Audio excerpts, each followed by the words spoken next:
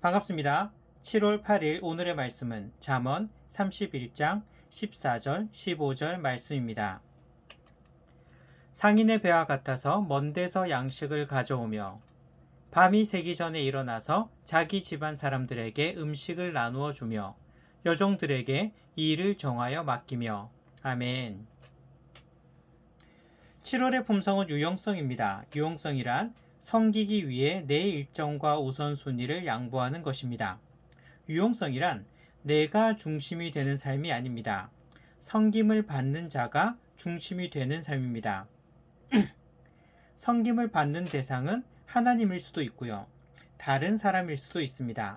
그래서 유용성의 삶을 살아간다는 것은 섬김을 받는 자를 중심으로 내 삶을 양보하는 것입니다.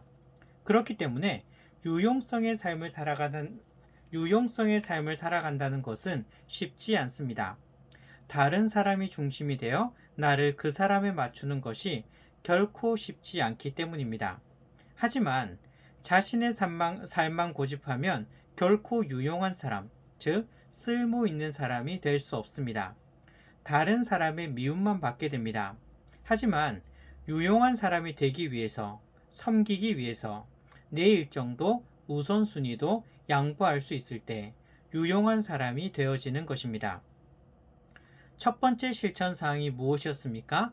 누구를 섬길지를 정한다 였습니다. 즉, 내가 섬겨야 할 대상을 정해야 하는데, 섬길 대상을 정할 때 절대 빠져서는 안 되는 대상이 있습니다. 바로 가족입니다. 그래서 오늘의 실천 사항은 남보다 가족을 먼저 섬긴다입니다. 가족이란 참 편한 존재입니다. 다른 사람들 앞에서는 내가 어떻게 보일지 생각하며 긴장도 해야 되고 격식도 차려야지만 가족 앞에서는 그렇게 하지 않는 사람들이 대부분입니다. 가족이란 편한 존재라서 가족 앞에서는 편하게 행동하는 것이죠. 그래서 오늘 말씀을 준비하면서 이런 생각을 해보았습니다. 가족들 앞에서 하는 내 모습이 진짜 자신의 모습이라는 것입니다. 다른 사람들 앞에서는 어느 정도 자신의 모습을 꾸미게 됩니다. 하지만 가족들 앞에서는 그렇지 않죠. 그렇기 때문에 가족들 앞에서 하는 내 모습이 자신의 진짜 모습과 가까운 것입니다. 그런데 이런 사람이 있어요.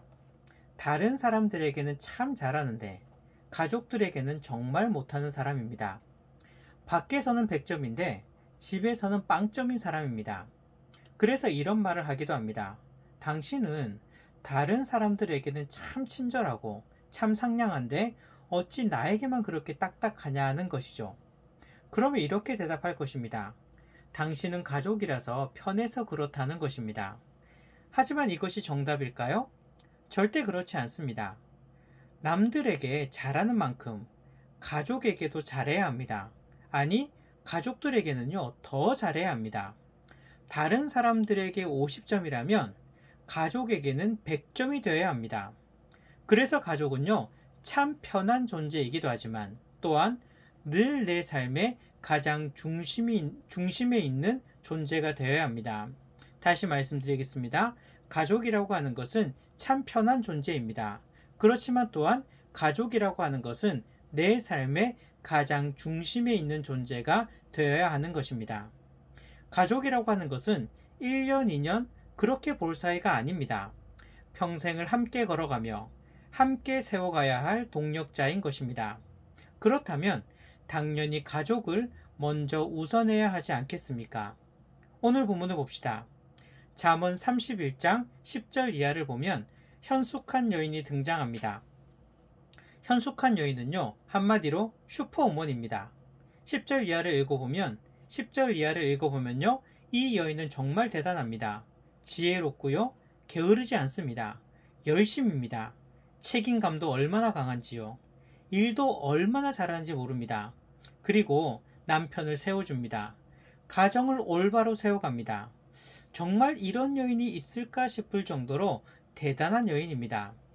그런데 이 현숙한 여인을 보면서 우리가 발견해야 할 것이 있습니다. 바깥 일도 정말 열심히 지혜롭게 일하지만 이 여인이 결코 놓치지 않는 것이 바로 가족입니다. 바깥 일만 열심히 하는 것이 아닙니다. 자, 15절을 보면요.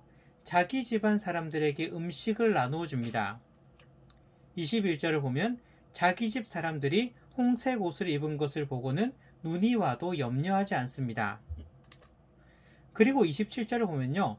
자기 집안일을 보살핀다고 말씀하십니다. 즉, 현숙한 여인이 바깥일에 대하여도 얼마나 지혜롭게 열심히 하는지를 보여주지만 또한 이 현숙한 여인은 바깥일뿐만 아니라 집안일, 가족들도 결코 소홀히 하지 않는 것을 볼 수 있는 것입니다. 이 시대에 주는 중요한 메시지가 아닐까요? 가끔 이런 가정을 보기도 합니다.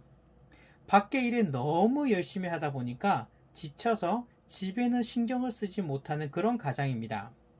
밖에 일만 하기에도 너무 벅차다는 것이죠. 가장의 입장에서 밖에 일에 이렇게 열심히 하는데 어떻게 집안일까지 신경 쓰냐는 것입니다. 특히 요즘은요, 부부가 함께 일을 하는 경우가 많습니다. 둘 다 일을 하다 보면 결국 내 자녀는, 내 가정은 어떻게 될까요? 바깥 일에 밀려서 가정은 무너지는 것입니다. 현숙한 여인을 보시기 바랍니다. 바깥 일에도 열심이지만 가정에 대하여도 결코 소홀히 하지 않습니다. 이것이 정답입니다. 우리가 바로 그래야 합니다. 바깥 일 때문에 내 가족을 소홀히 해서는 안 됩니다.